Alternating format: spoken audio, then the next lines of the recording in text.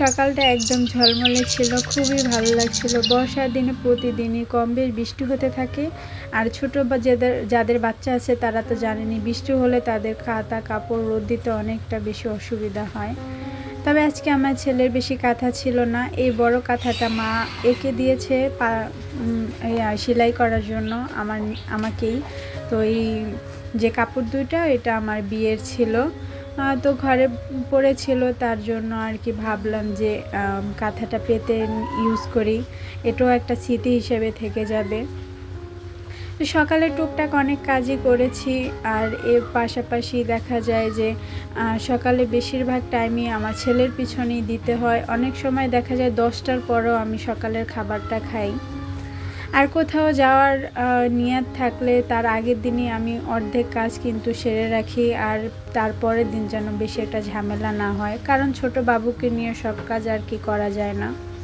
Hello everyone, আসসালামু আলাইকুম। সবাই কেমন আছো? আলহামদুলিল্লাহ আমি ভালো আছি। আমি সাথী বলছি শরীয়তপুর থেকে। আশা করছি যে যেখান থেকে আমার ভিডিওটা দেখছো আই হোপ সবাই অনেক বেশি ভালো আছো। তো এই যে আমি ড্রাগন ফল কেটে নিতেছি আর আম কেটে নিব। হাতে একটু সময় ছিল, ভাবলাম যে রান্না করার আগে এগুলা কেটে নিই। আর আমার দেখা যায় কি, রান্না করার সময় আমার কিছু খেতে ইচ্ছে করে, অনেক সময় ঘরে থাকে না, আবার অনেক সময় থাকে। তো আজকে যেহেতু ড্রাগন ফল আম আছে, কেটে ফ্রিজে রেখে দিব একটু ঠান্ডা হওয়ার জন্য। ড্রাগন ফলটা ফ্রিজে রাখলে কিন্তু অনেক মিষ্টি লাগে, এটা আপনারা ট্রাই করে দেখতে পারেন। যদি এটা বাইরে রাখেন তাহলে এটা টেস্ট আলাদা হয়, আর ফ্রিজে রাখলে এটা টেস্ট আলাদা হয়। দুইটা যখন আপনার একসাথে খাবেন তখনই কিন্তু বুঝতে পারবেন। ড্রাগন ফলটা দেখা যায় ফ্রিজে রাখলে অনেকটাই মিষ্টি হয়ে যায়। তো আমি কিন্তু ড্রাগন ফল সবসময় ফ্রিজেই রেখে খাই, কিন্তু এবার এনে আমি ফ্রিজে কোনো ফলই উঠাইনি। সব সময় ফল এনে আমি সুন্দরভাবে ফ্রিজে রেখে দিই, কিন্তু এবার কোনো ঝুড়িতে একদম নিচেই রেখে দিয়েছি। তো এই যে ভাইরাল আম কাটা, এটা কেটে নিলাম।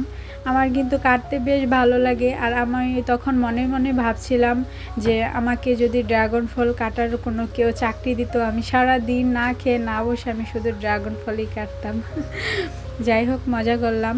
সবার কাছে ছোট্ট একটা রিকোয়েস্ট করছি, প্লিজ সবাই ভিডিওটা দেখা শুরু করার আগে একটা লাইক দিয়ে ভিডিওটা কন্টিনিউ করবে আর পুরো ভিডিওটা ওয়াচ করবে।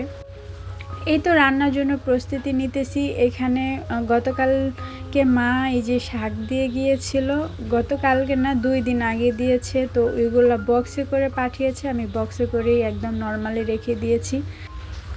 এই তো শাকই রান্না করব, আর হচ্ছে ভাজি করব, পটল আর আলু দিয়ে ভাজি করব। তো এ পর্যন্ত যারা আমার ভিডিওটা দেখেছো, এ পর্যন্ত এসেছো, তো সবাইকে অসংখ্য অসংখ্য ধন্যবাদ। আর যারা আমার ভিডিও চ্যানেলটিকে সাবস্ক্রাইব করে রেখেছো তাদেরকে অসংখ্য ধন্যবাদ। আর যারা এখনও করেনি, পুরো ভিডিওটা দেখে কোথাও কোনো অংশ যদি একটু ভালো লেগে যায় তো অবশ্যই চ্যানেলটি সাবস্ক্রাইব করে দিবে।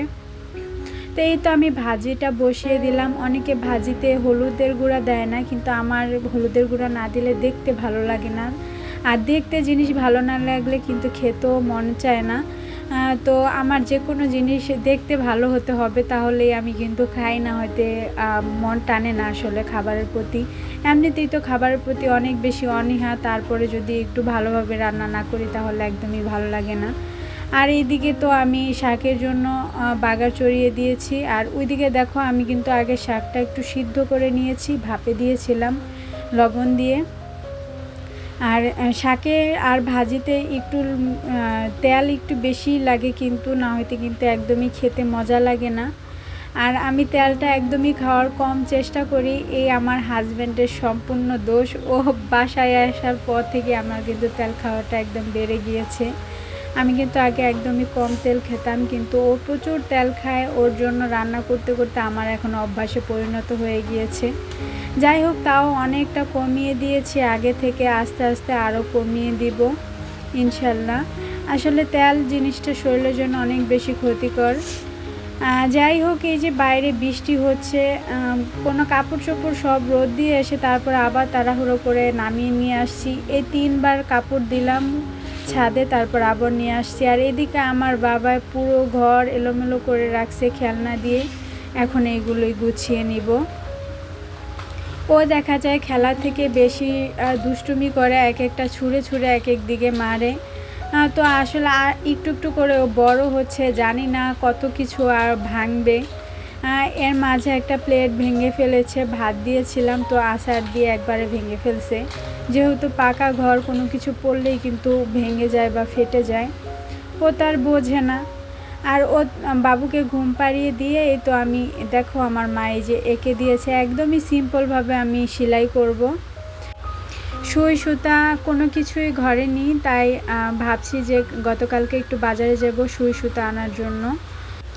তো আজকে এ পর্যন্তই, ভিডিওটা আর বেশি বড় করছি না। সবাই ভালো থাকবে, সুস্থ থাকবে। আল্লাহ হাফেজ, আসসালামু আলাইকুম।